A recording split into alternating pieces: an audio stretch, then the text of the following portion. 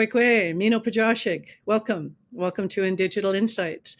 Monique, Manatch, Indijinakos, Kitikanik, Anishinaabek, and Dojiba. My name is Monique Manatch, and I'm a member of the Algonquins of Barrier Lake. And today we get to have a conversation with Jesse Wente. I have to say I've been looking forward to this for quite a while. And I'm really curious because you've had such an interesting career in critiquing Indigenous media and films. I've heard that you watch some enormous amount of films every year. Like I've heard 1,500. Is that right? Not anymore, Monique, and hello. Thank you so much for having me. No, not anymore. That was during my times when I was an active film critic, which I haven't been an active film critic now for certainly more than a decade.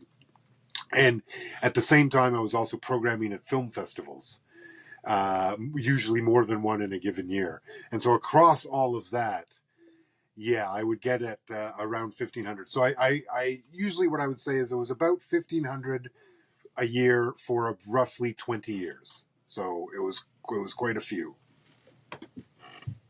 Wow, that's and were they all Indig mostly? No, most were not, of course. You couldn't. I wonder if we would even get the 1,500 total in history. I don't know. I'd have to do the math. No. This was primarily because as a film critic, you're reviewing whatever's in the theaters, whatever is going to be of interest to your audience. And when you're programming at a film festival, it's sort of the same thing. I would always inject Indigenous cinema into both of those things whenever I could, obviously, every opportunity. But no, the vast majority was non-Indigenous film. Our sector, the Indigenous film sector. I mean, yeah, it's young. I'd say maybe 30 years, 35. I'd probably go a little more. It depends on what we want to, how we want to pick the beginning of an actual sector. In Canada, I think you could probably go back to the late 60s in terms of when you start the NFB really starts training Indigenous people, allowing Indigenous people to actually shoot. And so that's the late 60s, and then you get Alan East sort of in the early 70s. And in New Zealand, right around the same time, you get Merta Mita, right sort of late mid-70s. And in Australia, roughly the same time. So maybe I'd be a little more generous and say like 50 years. And then, of course, there were Indigenous filmmakers or First Nations filmmakers even in the silent era. James Youngdeer ran Pathé West for the Pathé Company, and he shot in excess of 100 one-reel westerns back in the silent era. But I wouldn't have called that a sector. He was not. They were making movies to fit into the larger industry. It wasn't so much carving a space for them to tell, which is not to say their stories weren't unique. They were, but it's just that they were a part of what was happening at the time. The Western was by far the most popular genre of film in the silent era, so they were being produced every week practically at that time, so they were just fitting in there. In terms of when we start to see what I would call distinct Indigenous cinema, cinema that starts to speak to us, by us, and starts to develop its own cinematic language, I think that's the 70s is when you start that. And it's really in its infancy. It has a very long infancy. It has it was a baby for 20 years. It's not until sort of the 90s that you start to get any sort of sense of critical mass. It's not till the 80s that Zach Canuck starts making his videos in Inuvik. So it's not, it takes a long time to sort of actually get to now, or certainly now, but even what I would call a real sector where we were having. You have to remember, like, the Imaginative Film Festival was founded, 2000? So that might be a good suggestion in terms of like when there was critical mass of films being made that you could actually have a festival. And as someone who programmed not the first generation of that festival, but very early in its life, Monique, the reality is we pretty much took everything that was submitted in those early days. Like there wasn't a lot of curation going on. It was like if you were First Nations or Métis or Inuit or Indigenous from around the world and you managed to make a movie, you were going to play that festival. And it was actually, I think, a good sign of health or development that eventually, you had to start curating that festival. So yeah, it's been a long time coming to get to this point, but we're here. Yeah. Well, I remember back when I first found out about Studio One, and I think that was in based out of Edmonton with the NFB, and then yeah, I was at like at the first and the second Imaginative. It was just in this little hotel, which I don't think is there anymore on Bloor Street. Yeah, And there was like 20 of us in the room. it was very small. Yeah, I had my son with me. He was like one, and they declared him the mascot that day because it's just, there were so few of us. And then when Telefilm came out with the language program, they had the Aboriginal language, and that was really controversial. They had, because they were saying that first you take away our language, and then you tell us you'll only give us money if we produce in our language.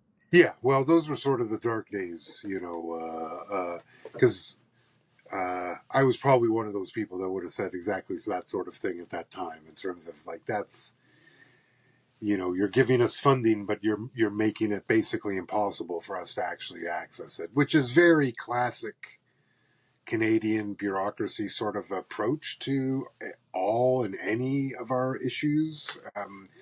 Is semi-solutions that require us to do an enormous amount of work to actually make them happen. That seems to be what's commonly put in front of us. So better these days, I think.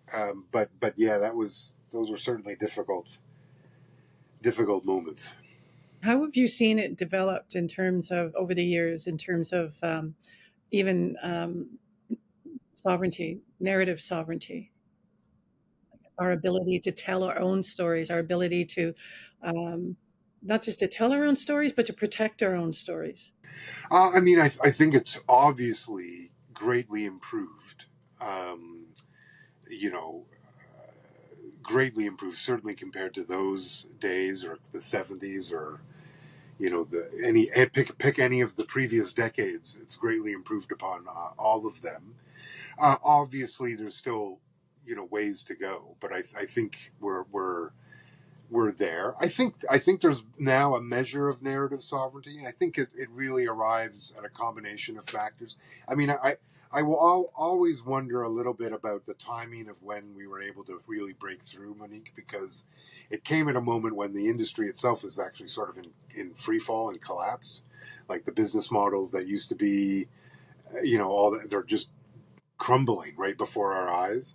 And so it's like at this moment, okay, I let the Indians in sort of thing. And so I always wonder a little bit about the timing of it all, but because I think one of the factors that prevents us, and this was always true, but I think now there are fewer sort of bureaucratic or what I might call colonial sort of mindset barriers. Like, I don't think Telefilm, like what you're talking about that language program, like I don't know what their intention was really around that. I think they are generally well-intentioned now in terms of like they would like to help the community make films. I think the barriers is really one of economics and the actual commercial side of the industry where, we certainly have talked to them about those ideas and what that would look like. But I think when it comes to profit and sort of for-profit productions, I think you still run into some struggles just because, when money's involved, when the budgets get big, which they're now getting bigger, and when you're dealing with large multinationals or studios, narrative sovereignty is tough because like they don't even let directors have final cut in most cases, right? Like so, it it becomes a balancing act or a challenge to how to sort of get as close as you can to what you would want. That said, I think we've seen a lot of productions that clearly had a lot of freedom in terms of what they were able to do, and I think that's all really good. And I think, you know, we just won, like, I can't remember what the count was, but like the last Canadian Screen Awards, it was a lot of us, a lot of folks winning awards, and so I think in terms of what I like to think I foresaw or was imagining many years ago, we're sort of on the right. You know, we're headed in the right direction. And what I didn't foresee was that the industry itself would be in such turmoil while we were trying to navigate and break through. I didn't quite see that those like the studio model and sort of those would start to crumble, and that you would. So and there's goods and bads. I should say that, because, like, yes, that's going away, but there's YouTube and a lot of other platforms that are easier to access for our people, and I think there's a lot of opportunity there, and maybe it just speaks to my generation that, you know, I had imagined those folks being more part of it, and YouTube didn't exist when I was imagining these things. So the idea that that's where it would happen was not what I was imagining, but that's fine. In general, I think we're in a really good path, and it's just a matter of the industry itself is a bit shaky, and that means whenever that happens, if you look throughout the history of it, they tend to get a little bit risk averse when things get tight, and things are tight at the moment. I've heard that from a few filmmakers where they're saying that even though they may have a track record, the funders or the money won't trust them unless they bring on, most often, a non-Indigenous producer. Yeah, I mean, that's still unfortunately something that's run into. I think, and I think that's probably true for a few reasons. One, it's them being that thing. And it's also just a matter of time before we have enough proven producers where that will just go away naturally. You know, I think one of the challenges is just that we haven't been in the sector for that long. And so we don't have producers who can just get whatever they want made, which is true for other communities, right? Like, that is a reality, that if they have a proven track record, then, and the reason we can tell is that the industry on a whole makes a lot of trash, and they don't intend to, but that's sort of a byproduct of a sort of algorithmic programming and choice sort of selection, but also the factor of, like, if you keep trusting the same people to make movies over and over again, they're not all going to be hits. And so you end up, and if you narrow who you're trusting, the reality is most likely you actually end up with more bad than you do good, which is the weird sort of equations of the industry. Because any creative industry, you need new people, fresh ideas to keep it alive. But if you get risk averse, you cut those people out, and you actually become sort of moribund, which is sort of where we are. Where, like, a lot of the stuff that's produced by the mainstream, I don't have any interest in anymore. Like, and I used to watch 1,500 movies a year, as we just discussed. And so, like, I'm increasingly living on the edges of what gets made, because that's where I think the experimentation and sort of the jazz is, and not necessarily in the center. So I'm not at all surprised that that's still happening, but I do think it will event, and it may be a decade. Like, it still may be 10 years. So I'm not saying it'll be over, but that there will be a time when we will have producers, right? Like, now I think we already have a few. Like, we have Taika, who clearly can get whatever he wants made. I would guess Sterling and that crew is going to be in that territory. And so you're getting there, right? Like, they're starting, and the more of those folks who have their companies, and like, you get momentum, and you can build those things. But the secret of this industry has always been that very few get to, like, make exactly what they want. And typically, even then, there's a lot of compromises, and you have to have made them so rich that they're willing to take the risk. And not we haven't had that opportunity yet to do that for them. And the challenge, of course, is that it's harder and harder to make people rich in this industry because of the way it's going. So like that, it's a narrowing. But that's the larger ecosystem. What I think is maybe more interesting, Monique, and maybe we would get there, is that like I absolutely think there's a destination where we actually stop caring about what they're doing because we have our own ecosystem. And maybe it's on some of these emerging platforms, or it's on a platform we haven't seen yet. Maybe there's some studio involvement, but I don't even where like I think where we grow an audience capacity as well as a production capacity, where we stop necessarily needing. I think you already see that in places where there's lower production lift, like podcasting, or some YouTubers, like where it's more basic, where they're only like, yeah, it's out there for anyone to download, but my guess would be who is downloading it is mostly Indigenous people, and those folks are like it's a thing that they're doing. So I think film and TV, which is sort of a different strata of production level, will eventually get there, and then we won't. Who will care? And I think that will be when the narrative sovereignty and when we can really decide what we're doing, and when we can start to imagine interconnected community networks that are sharing content, or that's the distribution network. Like I think there's all sorts of possibilities outside the system that we can create on our own that weren't necessarily there before the technological sort of advances we've seen in the last 10, 15 years. I was reading recently about a panel that you were on at Imaginative, and the talk was around how not as in the States, they tend to make the same stories over and over again. But in Canada, they do the story once and then they don't want to do it again. So even if it's a story around an Indigenous community or an issue, they've already made that and they don't want to do it, especially if it's coming from the Indigenous community. Have you found that?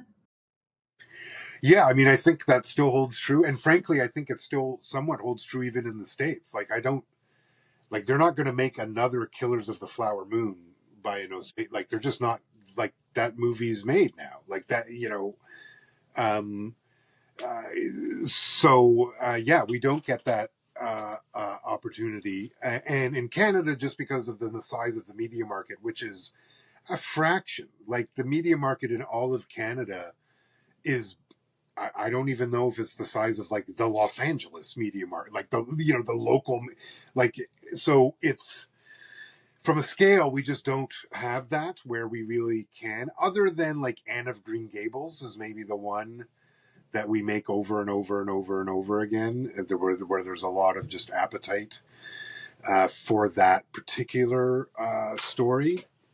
But other than that one, I'm trying to think of another one.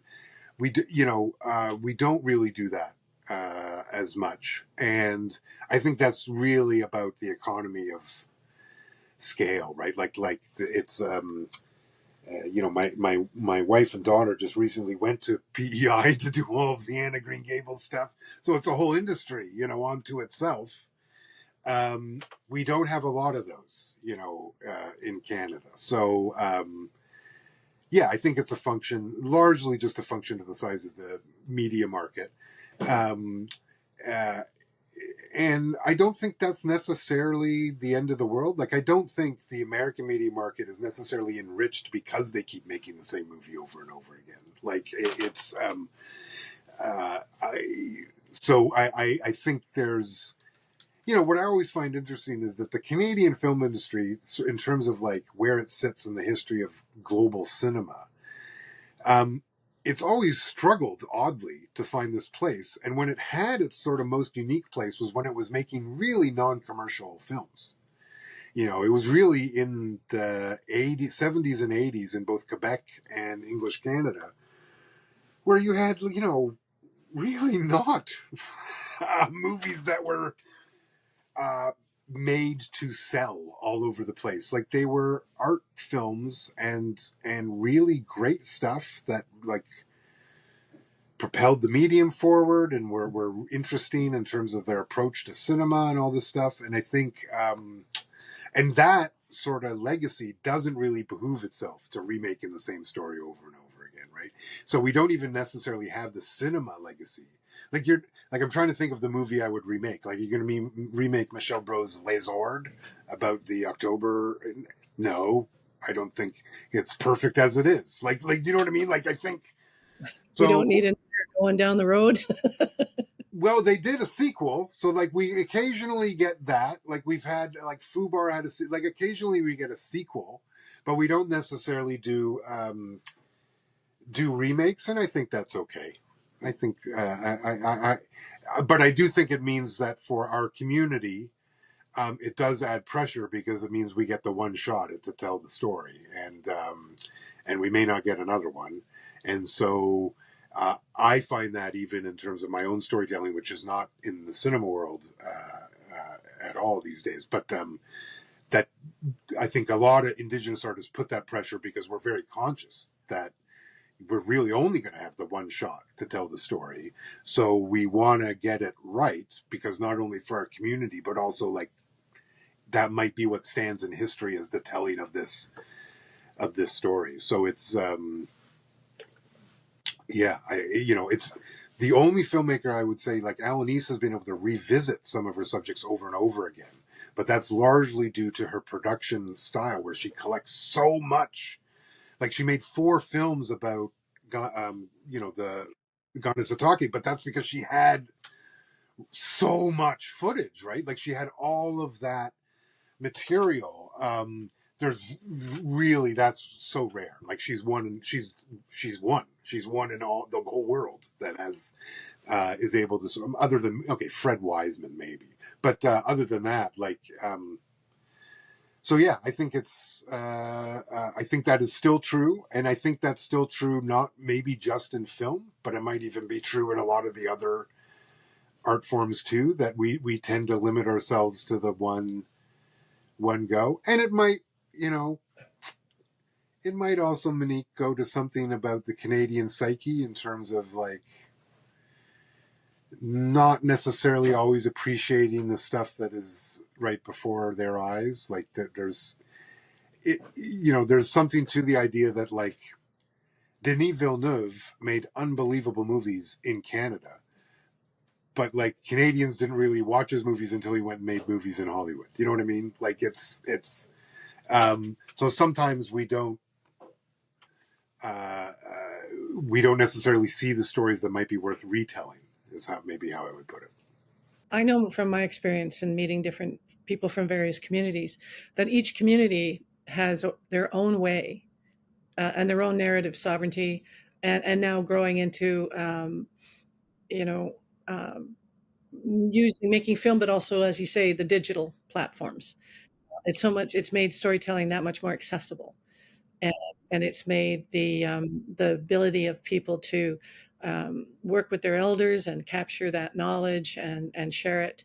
But it also comes with a risk. And there's 2 things. There's the idea of how do we protect it against cultural appropriation, and also I have found that there are so many different protocols from so many different communities. In my community, we you need to be gifted a story and share that story, but you can't really release that story.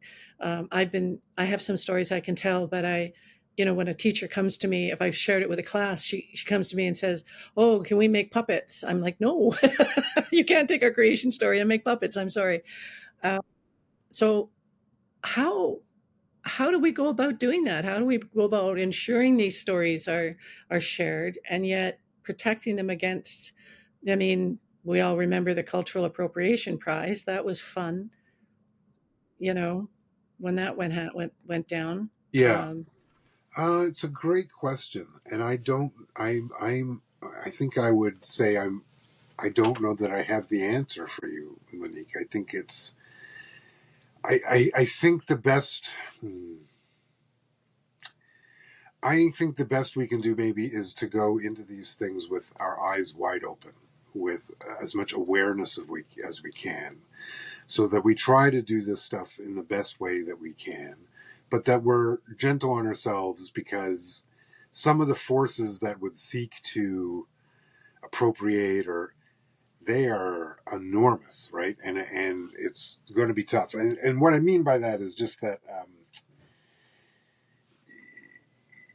when I think of like the global tech companies, I've been doing a lot of thinking and writing about this, and the writing is not available for anyone right now, but eventually, hopefully, it will be. I do think that we are. Well, I guess I'll just say how I would write it. I think we are undergoing a new age of colonialism. And I think the colonists this time are the tech companies. And I think that if we look at how they are approaching everything, it would bear a larger resemblance to how colonialism exerts sort of control over the places it seeks to colonize. Meaning, it's largely so it starts by disrupting all the systems that exist, right? All the economic governance, community, like relation, like all of that, all the systems. It seeks to like totally disrupt those and replace them with something new, including like information and all this. And I would go so far as what it actually tries to do is assert a new reality over the reality that exists. And so like I for example feel like we already exist in an unreality, which is like this colonial viewpoint of the world, which looks at a tree and determines its value through what it is to cut it down and turn it into lumber, right? Like this sort of mindset that looks at the earth and says, I need to rip things from it. All of that sort of mindset, how they conceive of time. And all. To me, it's a really altering of what used to be our reality, or at least Anishinaabe. So it disrupted the Anishinaabe reality for sure. And I would guess it disrupted Algonquin, like all of our realities were completely undone. But our realities are still here, if you know what I mean. Like they're actually, you still can exist in them, but it does require you to see beyond the colonial sort of overlay. And then I would say now what we're in is now the tech companies are trying to do the same thing, where they're disrupting even the colonial reality and trying to replace it. And they're doing it by separating all of us so that we actually don't share time with each other as much. Instead, we now do everything on our own, right? Like we even consume culture individually, right? Now, these days, more people see movies alone than they do together. And this was not the conception of the medium. The idea of the medium was you sit in a theater with other people. That's the Lumieres won out. Edison was the guy who wanted you to sit and watch solo on one machine. He lost. The Lumieres won. They are the ones that projected on a big screen to an audience. So in cinema history, like we were meant to see these things together, and now we don't. And we don't. That is true of a whole bunch of stuff. And so I worry that like this new colonization, like the idea of like, okay, so we want to revitalize, and we should 100% revitalize our languages. And this is something I talked a lot about, or I talk a lot about, and I used to talk a lot about to governments, to say this is why you should fund Indigenous people, because we can take advantage of these tools. And I still believe that, Monique, but I would also say eyes wide open. So like what I used to say is like more people today learn our languages on YouTube than they do in a classroom. And that is just true. That is just a fact that is real. And there's a big part of me that would say, great, let's utilize the tools of YouTube to revitalize our languages. But my eyes wide open moment would be, YouTube is an enormous for-profit corporation that is seeking to replace all our systems with its own internal systems so that we are entirely beholden to it. YouTube is part of Google, remember. It's all the same company. YouTube has zero interest, if we were to be completely honest, zero interest in the revitalization of Indigenous language. Does not care one iota. only cares that people go on it to do that. That's it. So we could put all of our languages onto YouTube in order to learn, and YouTube tomorrow could decide to turn it all off. Right? They are totally in their right. If you read their user, they're a private corporation. They could decide tomorrow, we've put all our languages there so we can learn and teach the children. They turn it off and delete it all. Tomorrow, they could do that. So eyes wide open is, sure, let's take advantage of these tools, but they cannot be where we invest everything, because they are not on our side. They are not, they do not care about our best interest at all. And they tomorrow could decide to stop doing. And we've seen it with Elon Musk took over Twitter, and suddenly that platform, like, I left, so I don't know what it is now, but I can read the news reports, and it's clearly not what the same thing. And so if you had invested a whole bunch of effort into building your Twitter thing, and a new oligarch buys it and decides to turn it into his, well, then all of that value is gone, right? And believe me, Elon Musk, as we know, is a literal colonialist, like quite literally. So is Mark Zuckerberg, who's trying to buy all of Hawaii. So is Gates. Like all of I'm not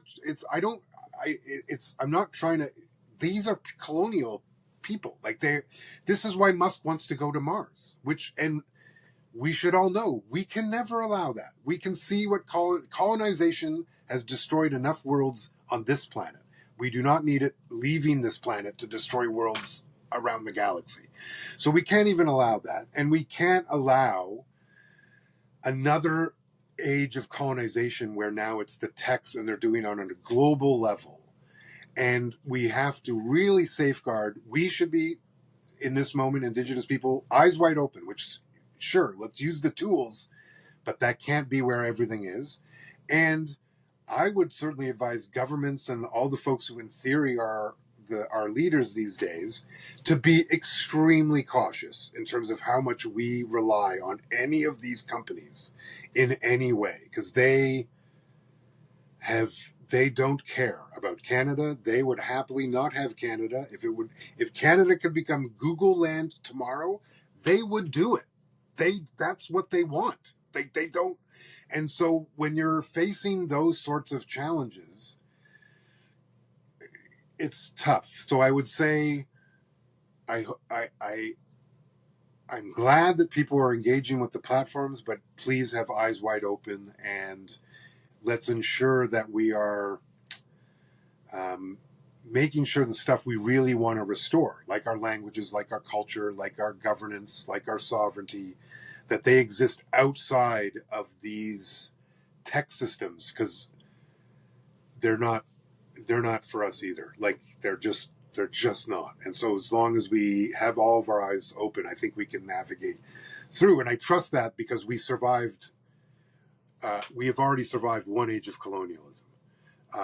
So I think we can have the wisdom to see the other one arriving and be able to survive that one too. Do you think that's the next step in our sector development, is to have these networks to create, within the community? Somebody talked about enclaves at one point, like an Indigenous enclave. What would an Indigenous um, online enclave look like? And how would it be run? Yeah, I don't know. But that sounds exactly like enclave is like the perfect sort of word. Like in the way I want to say dreamt it, Monique, is that it's what I see is like the globe with data lines, but not the big ones. I'm talking about community, like where so like what I would imagine is like my community, Genaabaajing, might have like a data connection to, I don't know, like I was going to say Sagamuk, but we can literally walk there. Like let's let's say an Anishinaabe community in Michigan, let's say, okay? Because a lot of our people at one point, whatever, it's history happened. Like, could you have it that we actually have, like, that's where our language is actually held? So it's not on YouTube. Like, we use the idea of YouTube, but we just hold it on our own stuff.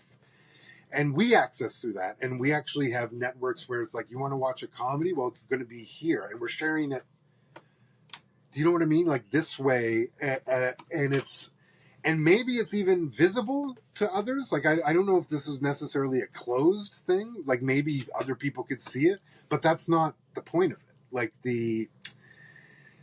because I think there's a way for us to think about how we activate some of this technology, but we do it in the way we would activate any technology, which is through deep consideration and like really thinking about the, doing all the 7th-generation thought around it. Like what does this do? And to me, it's like there is where we could maximize sort of network capabilities if we communicate to one another, and those are the streams that can actually work, and that they can truly exist because we already have. It's so interesting. It's sort of like the idea of crypto, but crypto exists within a community-less system. Like it's invented by people who have no community. In some ways, it's become a community itself, crypto, right? What I'm imagining is, no, what we could do, though, is create an entire economy, an entire information system that exists outside of the big one, that is us doing it.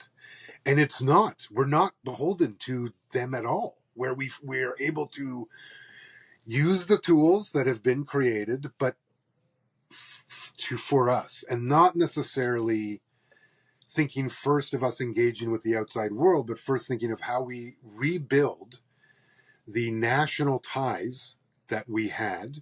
I'm thinking of a new era of treaty when or ecumenical meetings, or all of these things that used to happen, right? Where we would meet, like this could all happen again, energized by these sort of data networks. And like, I'm even imagining, could there be a time where we actually connect, we take it like, listen, my community just got here, Robinson here on treaty annuity money, right? So there's all this trust money in the community.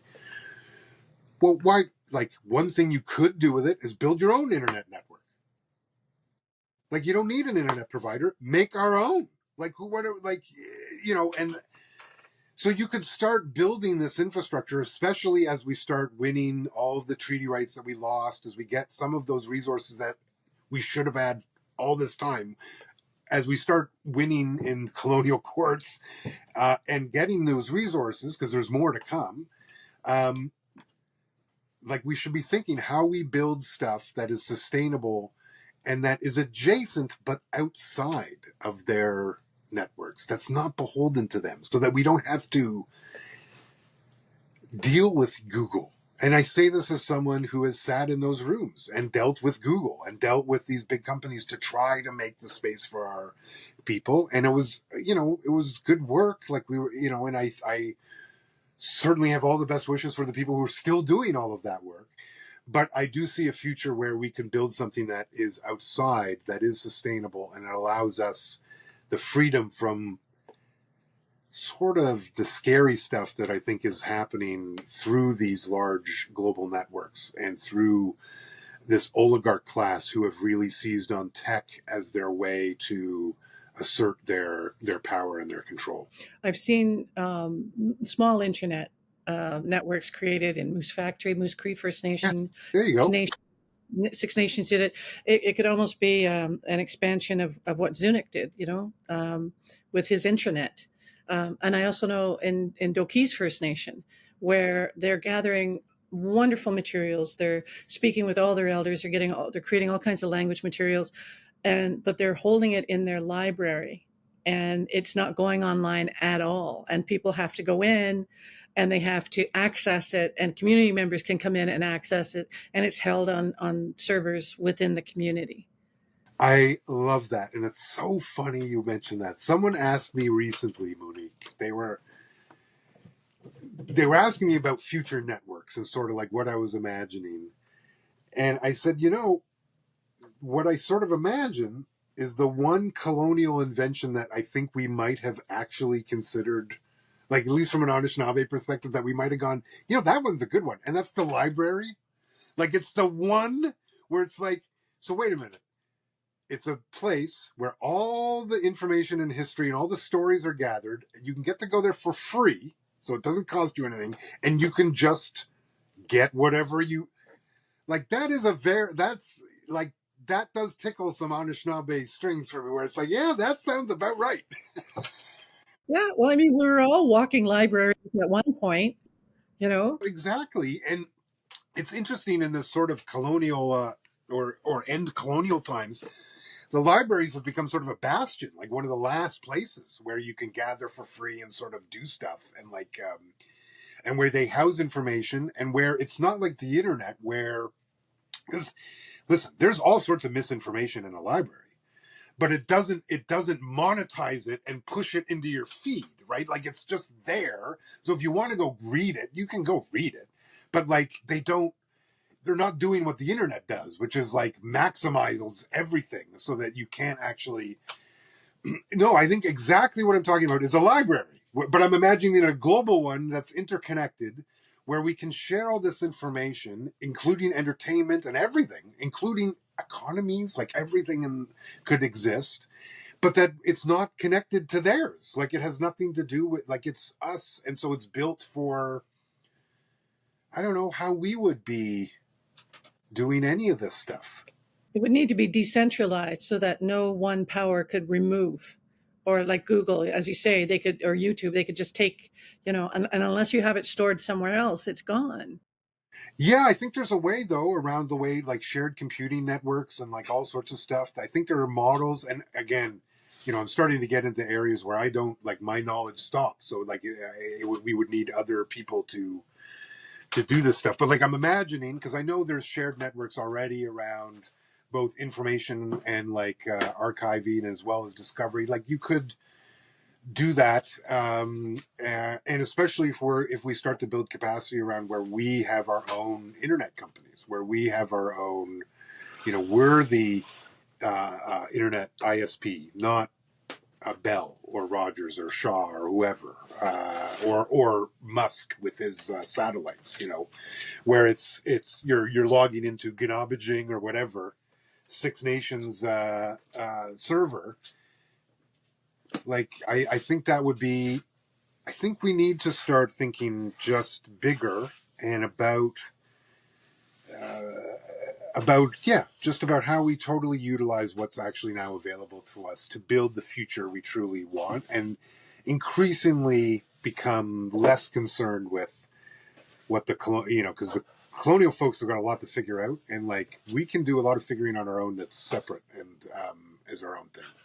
Well, this would also help with the digital divide, because if we have our own communities, being able to have their own systems, because right now you're dependent on the major systems to get the internet into a community. In my community, they have some fiber, but it only goes to the school, and it only goes to the band office, and I think it goes to the basically the nurses station.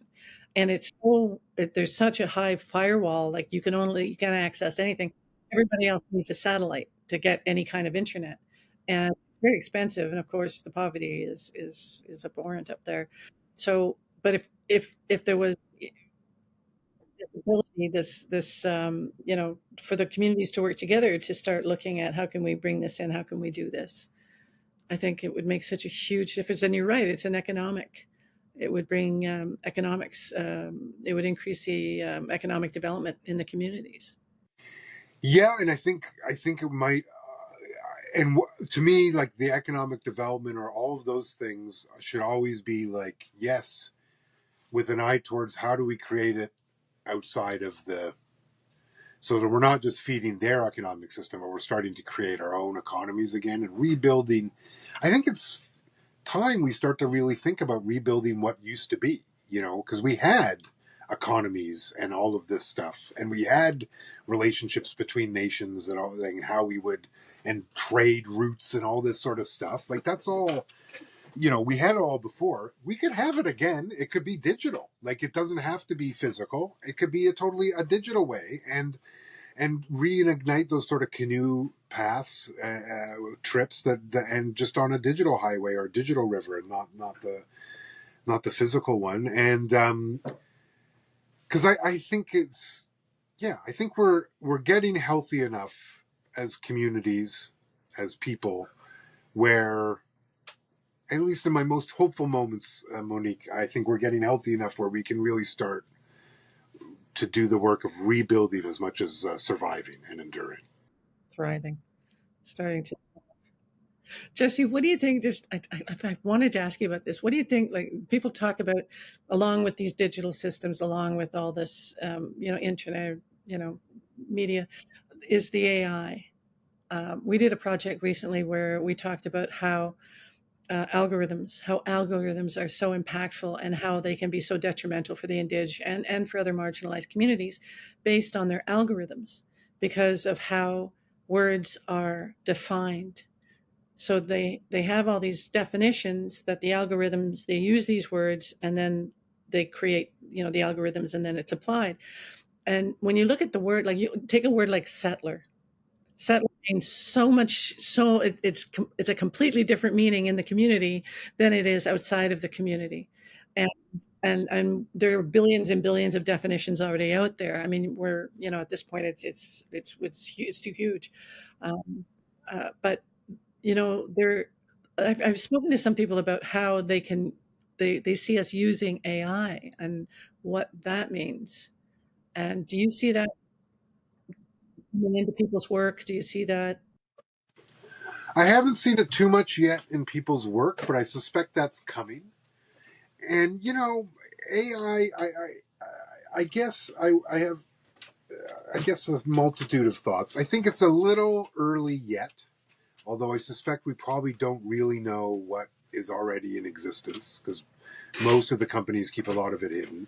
But like a lot of the AI that's currently visible to us is not that great. Like it's pretty, like large language models are not really AI in the way we would think, and they're always going to be rather limited. And as far as I understand, they've already sucked up illegally. By the way, they've already, that is the one of the qualms I would have with AI is that it is the single largest IP theft in human history, and we just let it happen for the sake of these companies, right? Like at this point, I think ChatGPT has literally scrubbed the entirety of the internet, right? And it's out of data, which means it's read my book and absorbed it without any permission from me, or anything. So I think that's sort of, I guess what should we have expected? But I think it's one of those things that's just like devastating that we allowed it to happen. Anyway, luckily, I think most of those systems aren't that great because a lot of the stuff that it reads on the internet is trash to begin with. So, trash in, trash out, right? So I think there's some of that. I generally, I think AI is a tool, and I think tools are always interesting, but they're interesting insofar as how people utilize them, and tools can become weapons and all right away, right? Like a lot of weapons that we know were once tools. A gun in my community is a tool, but it's also a weapon of war, right? So it's one of those things. And I guess my fear is that capitalism is being, that AI is being developed in sort of this moment in capitalism, and it's not a great moment in capitalism, and thus I don't have a lot of hope that AI will benefit us, and I guess that's too bad. Like I would all certainly be for AI that would make all of our lives easier, but I don't know. I think it will likely be utilized to make some people's lives easier and to make a lot of people unemployed in the long run. And so, for example, we already see in the movie industry, this is where it's immediately come up, is around animation. And this is less so in the indigenous space. I haven't seen it, but it's here in the studio space, which is what they're going to do with AI is de-skill certain jobs. So for example, animator or artist, that's one that they're descaling right now because you can create an AI where you can train someone to talk to the AI. They don't have to be able to draw a straight line. But if they can tell the AI the image and work with the AI to get it, then you don't need an illustrator. So suddenly Illustrator, which is a highly skilled job that you have, it's an artist job, is suddenly now literally anyone can be trained to interact with the AI. So you will see them de-skill a whole ton of professions in like two. I would go so far as like you could see it threaten directors of photography, right? Like you get a camera with AI where and believe me, they will look to cut any budget line, job line out of a budget. That's what they will do. That's one. We're already seeing. What was it? One company laid off 30,000 people recently, and that was because they basically figured out how to do those jobs with AI. So, and that's a tech company. So, all of that is coming, which to me is not about the AI itself. It's about the culture that AI is being born into, where that's how people are going to utilize it. Like any tool, we could make it so that hey, no one has to work anymore. And instead of which I think is what they will do, is make sure no one can work anymore, but not in the good way, which is we can all just we can solve the climate crisis because now we can all just focus on that because we've got robots doing everything else. No, well, that's not what's going to happen, right? But it's nice to think that those utopias are possible in some sort of alternate universe where AI is not being developed by Zuckerberg and Musk and all of these colonialists, who can only see the world through a lens of extraction. That's the only thing they see, and that extraction includes all of us. So that's a very cynical look, but it's actually, I'm not cynical about AI. I'm cynical about the culture that AI is being born into. I've heard some people talk about how would we use AI, and somebody was saying, well, they'd love to see the development of, you take the AI and you teach it the Indigenous values, language, perspective, and you see what kind of almost being is developed from that. What would AI look like if it spoke Cree? Yeah, that terrifies me, to be honest.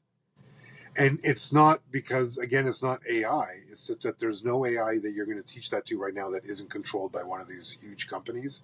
And if you're going to give them the entirety of the Cree language, they will use it to, if you think they're going to protect it, they aren't, right? That's just not. So, and I think those things will happen because I'm not in control of these things and people should try them. Maybe I'm wrong.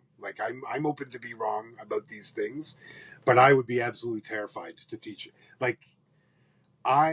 So I'll give you an example of what would worry. The CBC, for example, has a huge library, and one of the things it might contemplate into its future is could it decide at one point to sell its library to AI as this huge way for AI to learn from all this stuff? And of course, there's tons of Indigenous content in there. And I would say I don't want the CBC selling any of that stuff to AI, but they have the right to because of the way it's produced. And so it's because I'm not even sure I trust the CBC with it, let alone, do you know what I mean? Let alone giving it to Google or chat,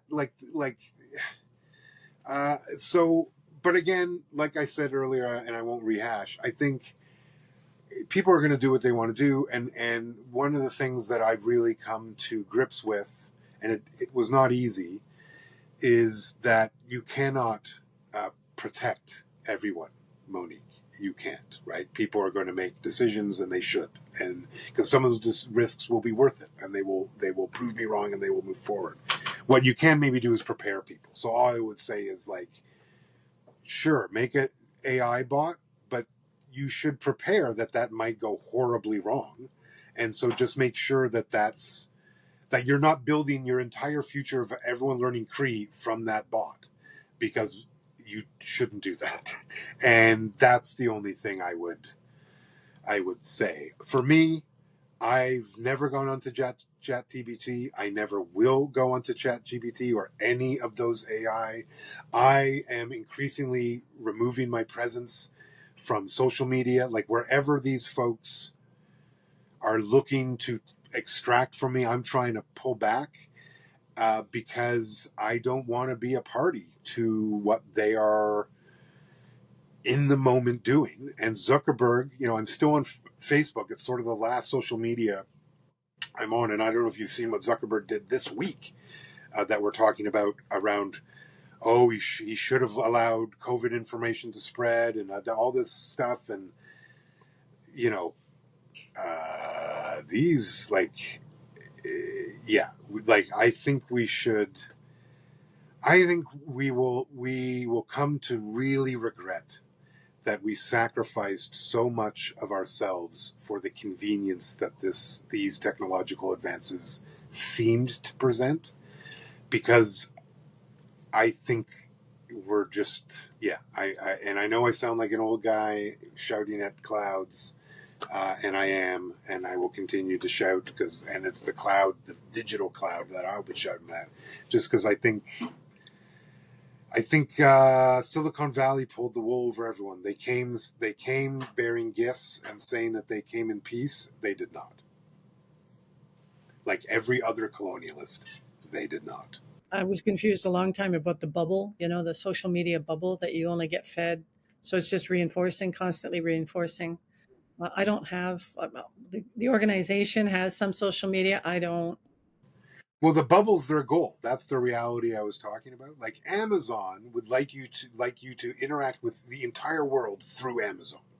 Google would like you to do the same thing. Like there's no place. This is why Google wanted to effectively own a huge part of Toronto, right? They made that deal for a big part of the waterfront for the digital city, and then everyone freaked out because they realized that, like, that probably wouldn't end well. Like who knows what that would be. And so, yeah, they're not interested. The bubble. They are trying to put everyone into their own bubble, inside this larger bubble that's just theirs, and everyone sort of is in their own bubble, and we all bounce each other, but we never connect. We never actually, and this benefits them because we all know, how do you topple systems? It's through connection and actually doing things in the physical world together. They are trying to build a system where they become immune to being able to topple, because no one remembers what it is to gather and do these things in reality. And I say that rather glumly as the parent of two teenagers who sees, at least one of my kids really just unable to get himself out of the bubble. I remember when I bought my house, I thought, oh, I like the backyard, because I pictured my son out there playing football, doing all the things. And yet when he was growing up, I'd say, well, why don't you bring your friends over? And he'd be like, no, I mean, we all have to be on our own computer so we can play our games. So it wasn't this, I didn't have kids that I thought I would have, all these children, friends running around the house and all that kind of thing, because they were all on their computers. Yeah, and I love video games. I grew up playing them, and I had no issue. I didn't think it would be an issue, and but the reality is, the games of today are not the games that I grew up with, and the culture, and more importantly than even that, the overall culture that surrounds everything isn't what it was when I was a kid. And we're not going back. So it's more about, how do we look at what we can rebuild in the future. And also, um,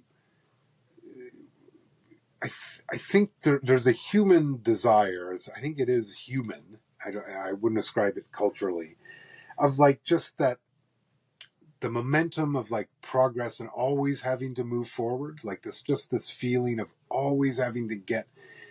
And I don't want to say that isn't even Anishinaabe, because I think there's part of it that is on there, that's there for us. But at the same time, I don't know if we always measure. Where the Anishinaabe might come in is measuring the speed and the depth and sort of like of that progress. And because I think we have moved very fast. And It had more to do with the health of the community, though. well, this is it. Like, I think that's the consideration of just like sitting with things for a moment, like, and taking, and I find as I grow older, this has become more and more. Maybe it's the rashness of youth, and it was useful for a moment, but these days I find anything really, heck, even a golf shot, I want to sit and think about it for a second. I want to what are we doing? Like, what could go bad? What could go, like, thinking through all of those things. And it was true even in my work, that you'd be familiar with, Monique, in say the last 5-10 years or whatever, all of that work, I will always say, like, it was always with an eye towards 30 years. Like, it was never, I was really trying to help us get to some place that we aren't there yet. And I honestly don't know if I will see when we do get there. I'm very confident we will get there. But like, really was trying to imagine us sort of in a very different spot, right, than we are even today, and we're in a very different spot than we were 5 years ago, 10 years ago. I would acknowledge all of that, but I really had my eyes set on something way in the future, and I still think we can get there, but that we need the eyes open, and we need to trust in that even in this very changed world, that our systems of belief are actually still our grounding. You know what I mean? Like, just because, yeah, that like there is a true way to be Anishinaabe in 2024 and 2054 that is still reflective of my great grandparents who were fur traders. Like, that is still a thing that we can embody even in a technological world. Well, I remember how astonished all the work you were doing creating the Indigenous Screen Office. I kept thinking, "Oh God, no, they're not going to let that happen. Like they're going to shut that down. They're not, they're not going to actually let that happen." Like, I mean, they shut down Studio One, and then they said they were going to do something else, and then they did something else again. And I thought it would be sort of like the same kind of flux that they say for a minute that they're going to do, and then they take it all away. But to see it grow and to see it grow stronger, and to see that now that it is in a different place than it was even a couple of years ago. I'm so I think I'm almost still waiting for the other shoe to fall, just because of the experiences that I've seen with the government and with the development of Indigenous media sector. Yeah. So I mean, the first thing I would say is, like, I would give all the credit to everyone else in terms of the ISO, and just say that I didn't really have that much to do with it. But um, I think there's always that danger, right? That threat that they could take it away will always loom, because we are always Indigenous people in a colonial system. So a change in government or whatever, but. Uh, I was certainly always confident and would remain so that it's not, you know, compared to the amount they already spend on their own narrative sovereignty, which is in the billions of billions a year, uh, seems very little to grant to us. And I think you can make all sorts of economic arguments around it. So I remain hopeful, and the people there do great work. So I think it will be fine. But I don't disagree. Like you and I've been around long enough, Monique. We've seen a lot of stuff that's sort of like announced and then closed, and like, yeah. But I think this one. I think this one will stick, and I think that's really a testament to the great work that everyone there continues to do. Well, I for one was so thrilled when it became a reality. Me It too. was Me too. it was, but it was like, really, kind of hiding behind your hands. Really, really, you but yeah, hopefully that'll help us in the future as we continue. There's a lot, and the younger people, man, they're fearless. I they're amazing. I talk a lot to different youth, and work a lot with youth, and to see, like, they don't question the things that that we have faced is different for them, and they don't question. I remember walking into a classroom, and there was this young man. I mean, he couldn't have been more than grade 5, and he had really, very long hair, and a lot of the kids did. It was on the res, and he walked into that classroom, and this was a leader, like, you could see, and he wasn't obnoxious. It was quiet, dignified, but it was. I thought, my God, that's what a healthy Algonquin looks like.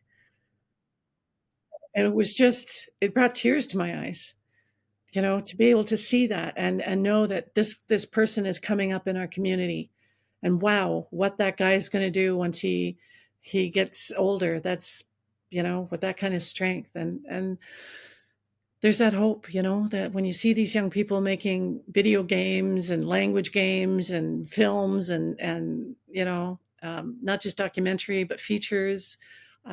It's based in community, based in their experiences. They're not shy. Like in my generation, we were still kind of shy. You know. Well, I mean, I think there was good reason for a lot of that caution uh, around sharing. Yeah, I'm lucky enough that young people, I still get some folks still reach out to me, and I still get to see some of that stuff, and talk with some of them, and I've been, I met, for me, Monique, what was really gratifying recently this happened is I went to some festival or something, and I've attended festivals all over the world. I've been going to film premieres all over the world for years and years and years. And, when you would go to an Indigenous film festival or Indigenous premiere, I would see a lot of familiar faces, a lot of people that I see that were at the last one and will be at the next one. And it's lovely. Don't get me wrong. It's very lovely to see everyone. But it always felt like a very small community, like that there really weren't that many of us. So much so that we saw each other all the time and then so I went to this festival and I was there giving a talk or something. I don't know. So I can't remember. But anyway, and there was these young Indigenous filmmakers, and Monique, I didn't know a single one of them. I didn't know a single one of them. I don't think I'd seen any one of their movies. I don't. And that's I think the first time that's ever happened where I would meet Indigenous filmmakers or whatever, and I haven't seen them, because certainly until very recently, there probably wasn't an Indigenous film produced anywhere on the planet that I did not see. That is probably true over those 20-25 years. So the fact that I was meeting these filmmakers that I didn't know their names, that I didn't know their work, was very, uh, well, I mean, I don't want to cry, but it was very hopeful. And because, I think in a weird way, I've been waiting for that moment, waiting for the moment of oh, here you are. Here you are. The generation that our generation, my generation, whatever, that we fought.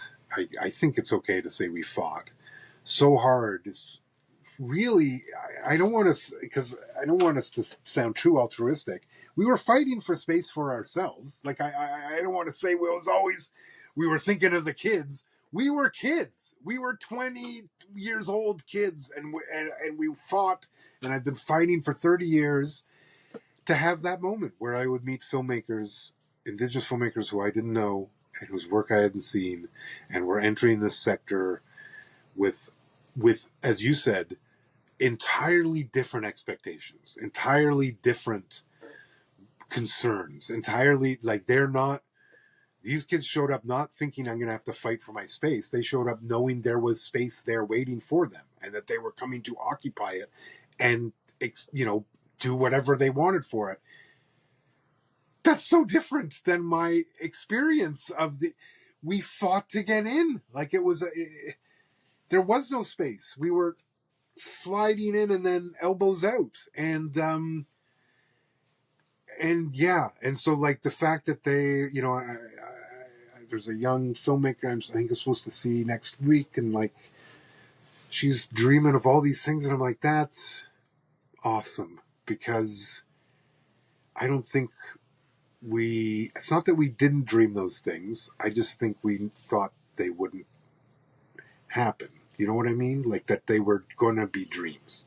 And listen, they're not going to be dreams I realize, but they are going to be dreams she gets to realize. And that was in the end, that was the point of it all. Was, yeah, we fought to create the space for ourselves, but we never thought just for ourselves, always, and not to close the space after. It was always to open the space forever. And it feels like maybe we've arrived where the young generation feels like they are stepping into that space. And that's great, because for me, I also stepped into a space that had been created for me through hard work. And to me, part of continuing that legacy is to then expand that space for others. And hopefully we've been able to do that. When I was growing up, we grew up in Toronto, because if we had lived on reserve, I would have gone to residential school. Yeah, me too. Probably. I don't know. The Spanish schools would have had closed by, I think, 7 years before I was born, so just missed them. But maybe 74. Like, that's certainly still residential schools up and running all over the place. Yeah. Well, they were in my community. They all went to Amos. Sure. Yeah. And I was of the age, like people my age and even younger, were all went. And so that was the kind of oppression that we were still dealing with, either consciously or unconsciously, or from our parents. Not, my parents weren't overt by saying, this is what's happening, but they were definitely protective. And so, yeah, when you see these young guys come along and these young women, yeah, you're right. You're right. It's so to hold that door open and to make sure that door stays open. I think that's one of the things that I can say that I have tried to do most, just to create that space. That's all we could do. I think, like, in the end, it was both all we could do and what needed to happen. And I think I will go whatever. I don't know how long. I hope I've got still a long time to go. A lot more golf to be played. But like, I will always look back at all of that work and say, I think it was worth all of it. And it definitely came at a cost for me and all those things. But like, I think I'm actually going to get to live to see the movies, and to see the movies I never thought would happen. And I'll take it. I never thought I'd live to see the mascots go away, and they're gone.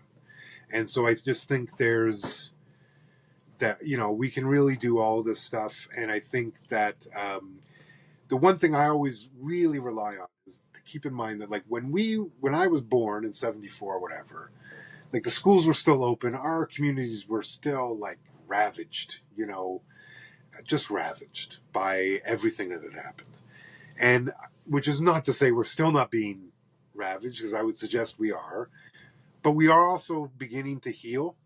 Like, I think I'm more healed than my mom was, and my grandmother was. I'm hoping my kids will be more healed than I was. And I think our communities are getting stronger. It's hard because we're getting stronger right when a lot of the other stuff is really tenuous. But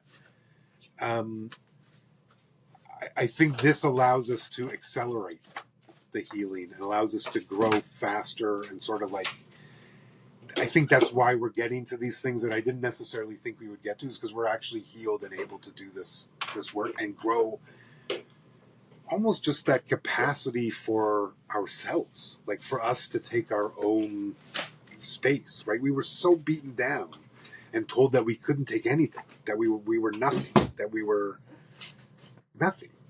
And I think we're just in the moment of starting to feel ourselves again and go, no, we deserve our space. We're going to take our space. We're going to feel it. And in fact, maybe we can expand it. And I think that's, it's really, it was all worth it. All the yelling and the battling and all that stuff was to meet those kids in that moment. I knew it would have been worth it. I still haven't seen any of their movies, and I know, just meeting them, because they were there in a way I wasn't able to be there when I was their age. Do you know what I mean? Like, they were, and I would have wanted that, and it's okay. I'm okay with that. I don't, like, have any animosity. I'm thrilled, actually, that they were able to be there like that, because it's like, Yes, because that means what it means is some of the humps, some of the hoops you and I jumped to be in that same space, they didn't even see them. Those hoops were gone. They could arrive with the glam squad already. Like that's what, because some of them showed up, they were like full on red carpet ready. And I was like, good. because it took me a lot of effort to even get the idea of that, and here you are, and you're like, boom, and yes, let's do that. Let's do that all the time. Everyone should feel like it's their moment, because it is, in a lot of ways, it is our moment. And what I've always wanted people to keep in mind is we're going to keep going. This isn't a moment in that same way. It's an era. It's not even an era. It's us just building the momentum all the way back. And I think it'll continue. It'll continue exponentially. Yeah, absolutely. The snowball has already started down the hill, so there's no stopping. Fantastic. Well, that's really inspiring. That's sometimes I walk away and I think, oh man, are we ever going to be able to, share our stories and feel safe sharing our stories? And yet, here we are. And yeah, you're right. There are this next generation coming up, and they're strong. And they're really strong. Well, and prophecy, at least for Anishinaabe, would tell us there was going to be a time when it was required for us to share our stories again. And in fact, this is why it was so important for us to keep them through all of this, so that we would have them to share. And many in my community would suggest that is where we have find ourselves now, is in that moment where we are almost required to share our stories again, even to those who are still not quite ready to hear them. That there's something that might lodge, because,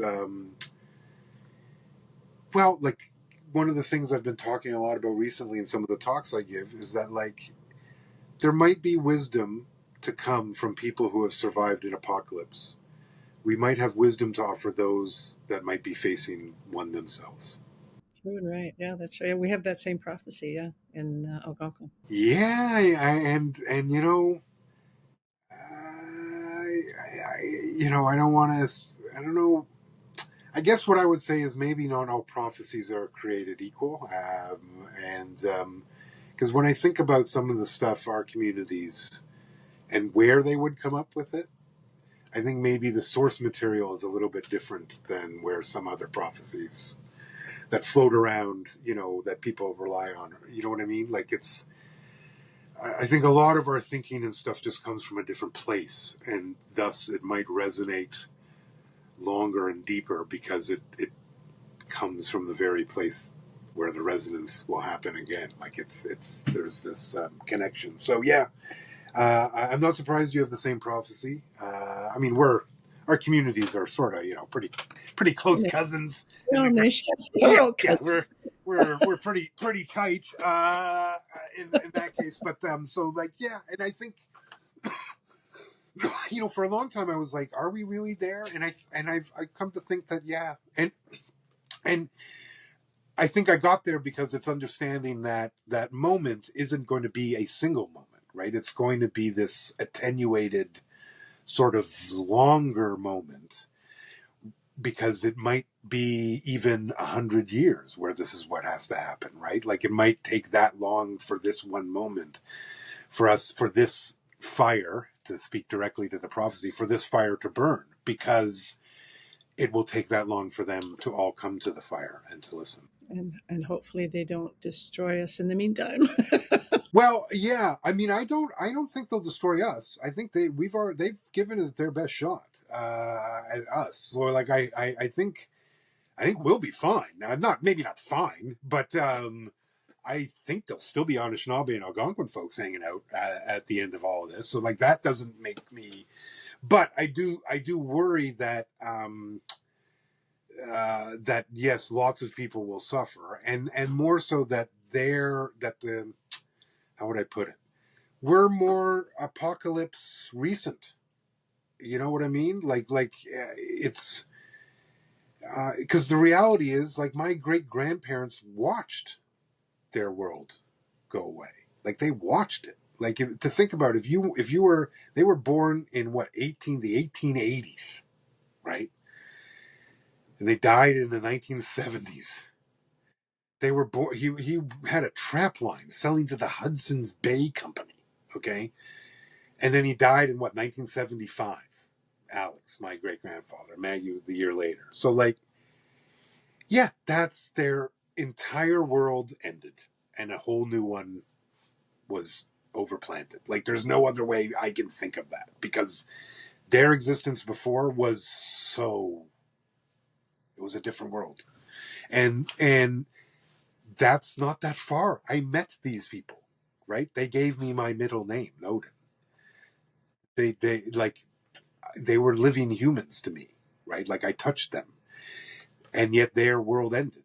And so it's like I think for us, it it's not that I don't worry about these times. I do, but it's also like I can reach back and go, we can have ways to come through. I think for this culture though, it's their moment of like, is there a way? Because like they don't necessarily have that connection. And so this is why we're here to share these stories, right? Is to say, maybe you should be thinking about this. Maybe we should be considering that. Like, have you thought about this in terms of like, what are we doing? And it's not a great position for us to be in. But I guess it is, I think it is the one we're going to walk. And I think that's, so we think we should do it, and we should do take all the tools, and at the same time, we build all of our communities back, right? Like, yes, while we counsel everyone and everyone outside, and why we try to help and all that stuff, it's not to the detriment that we build so that we will endure. Because when I think of what Alex and Maggie Miyawasaki, my great grandparents, really thought about, and I do think they were incredibly wise in terms of the actions they took. They really thought about how do we position our family and our community to not just survive this, but come out on the other side with ready to rebuild and like do another, really thrive as we to circle back to where we started this conversation, to thrive again. And I think they did it. Like when I look at my family, it's like there's a branch that speaks the language and knows all the traditional ways, and they teach that. And then there's my branch that has existed in the colonial world, and we fight really hard for that other, like they fight for us, we fight for them. And I think my family isn't the only one that did that. I think this was actually something that a lot of our communities sort of understood, even in those moments of like, yeah, we're going to do this and we're going to do this. And and the idea is at the end, because Alex and Maggie's, the idea was always that some of the family would go out and learn to come back. Right. And that's what is happening. And to come back, why? So we can repair, regain, and rebuild and recover everything. And in fact, rebuild anew. And I just think that's, we're there continuing that legacy. And I think that's a really positive thing. And I think from a framework, more and more I see this as a story, not of trauma, but of healing. Yeah, horrible shit has happened to us and is going to happen to us sadly tomorrow. 100%. But the story in the end will be one of healing, not one of trauma. It will be how we endured, how we survived and thrived once again, despite all of it. That's the story we're going to write, not the story about, oh, these people, this bad thing happened. No, that's how they want to frame it. Our story is going to be about strength the whole way through, because even at the darkest moments, our ancestors were thinking about how to get back to the light, and they were laying all the path that we needed to find our way back there. And now we're fulfilling their dreams by doing all that stuff. And we just have to keep going. And those young filmmakers are a part of that. You and I are a part of that, Monique. We're all doing it, and they have already imagined our future. They already imagined it, and it's us to connect to that vision and fulfill it, because I think they already knew that we were going to get there. I think you're absolutely right. Kachimigoich. Thank you. You're going to make me cry. Ah, good tears, good tears. Yeah, think about that. My grandmother was insistent that we got educated. Yeah, and Alex and Maggie wanted people to intermarry. They thought and again, for a lot of communities, intermarriage was a way to strengthen, not to dilute, right? And they wanted everyone to learn English, right? But then, there was also a moment where they decided some did not, yes, learn English, but keep the other, right? So that's when they stopped sending the kids to the school and kept them, which I think is a story.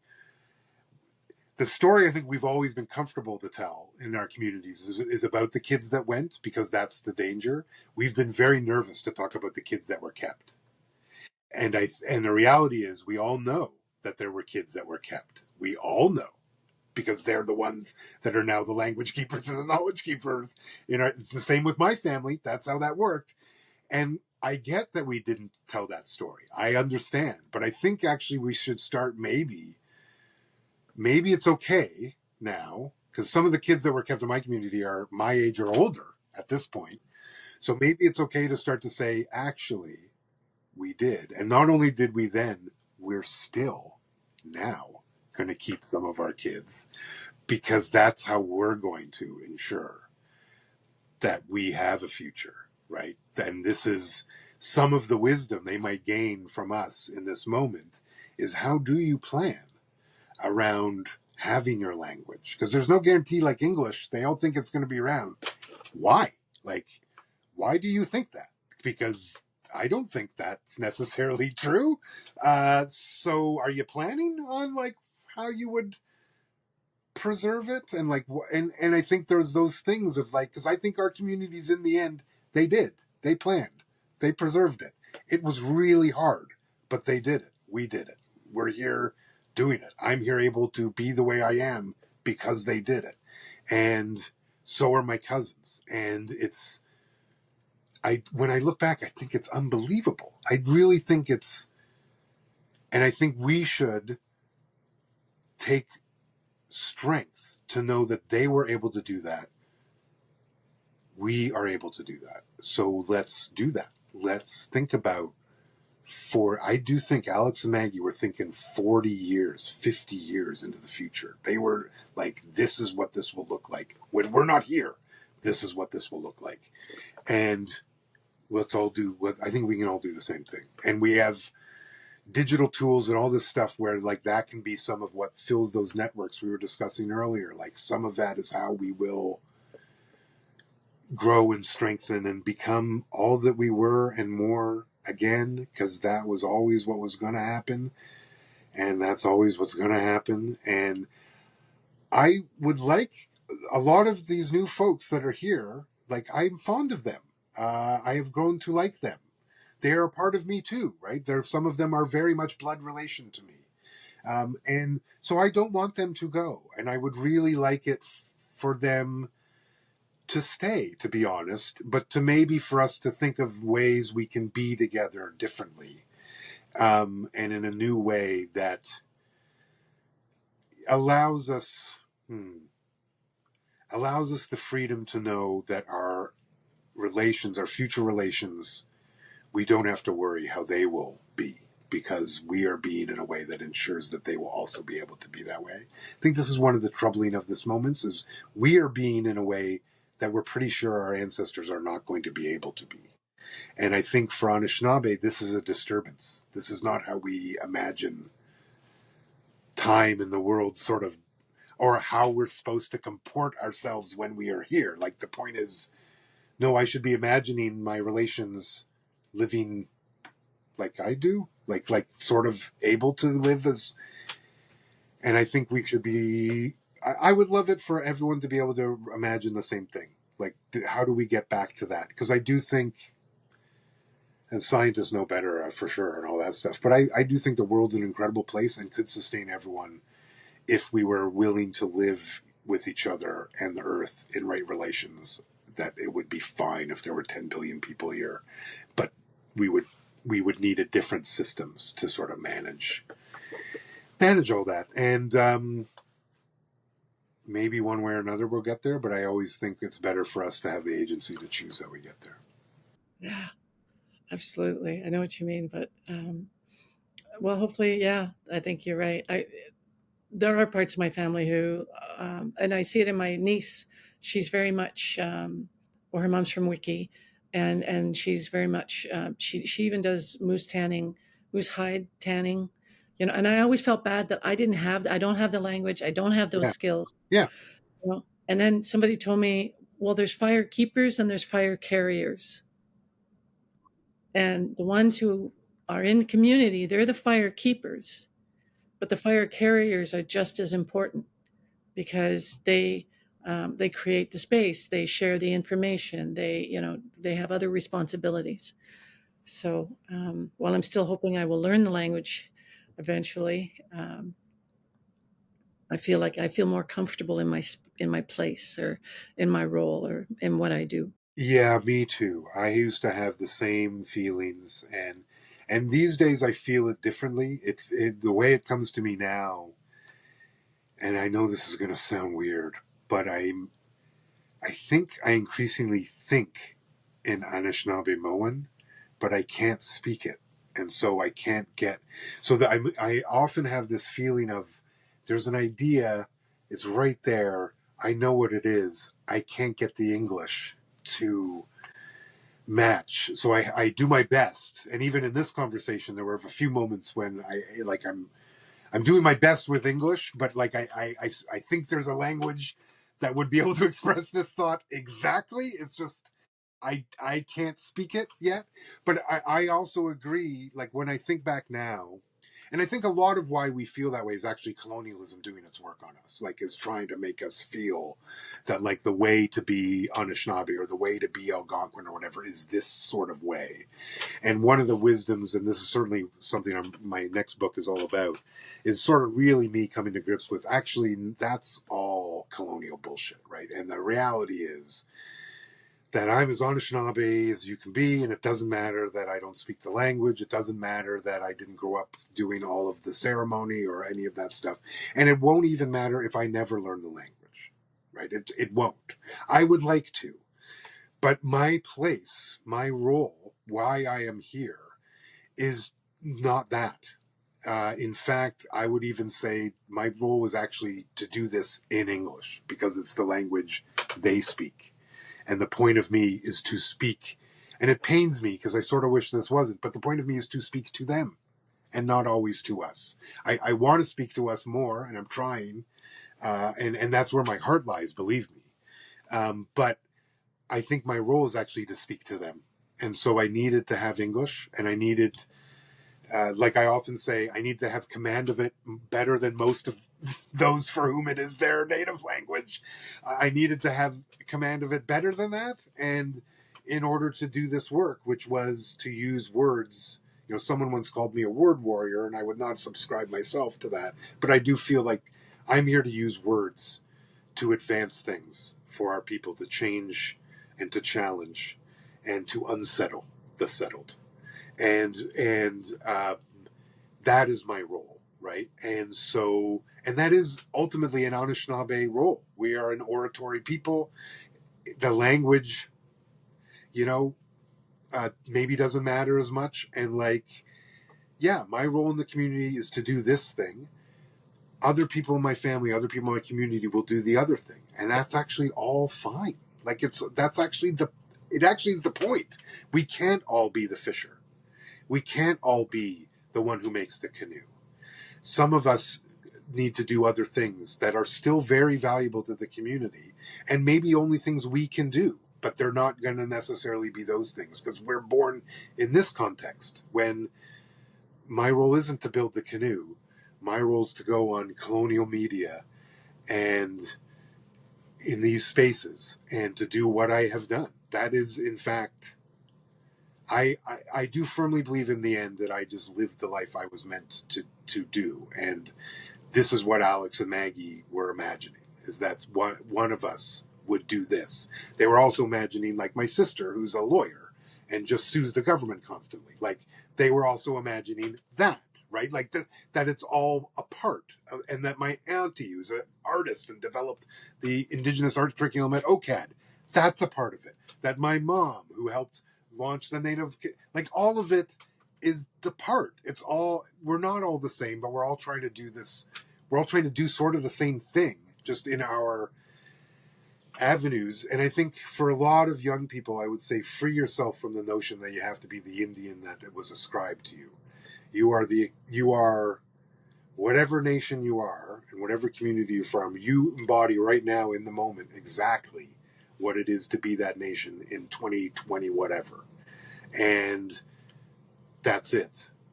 Go forth, be comfortable. I've never worn buckskin in my life. It's fine. The ones that do, it turns out there's some red flags around those.